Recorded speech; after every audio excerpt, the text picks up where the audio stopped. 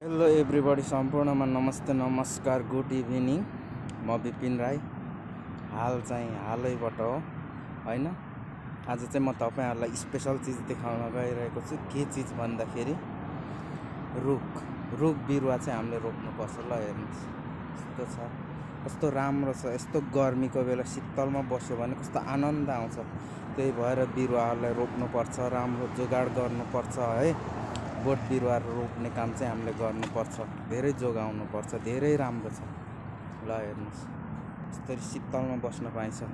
मेरो चाहिँ ड्युटी छुट्टी भएर अब निस्केको, यहाँ गाडी पर्खेर बसिरहेको छु। गाडी पनि आउँदैछ, त्यही भएर हैन यहाँ यसो गर्मी भएर अलिकति शीतलमा बसौँ भनेर शीतलमा उभिरहेको छु। बस्नु त कहाँबाट बस्नु हैन। यस्तो आनन्द आउने के रुखको फेदमा बस्नु भनेपछि, रुखको छारी छायामा बस्नु भनेकै धेरै राम्रो हो। त्यही भएर हामीले रुख बिरुवाहरूलाई चाहिँ जोगाउने काम गर्नुपर्छ है त गाइस।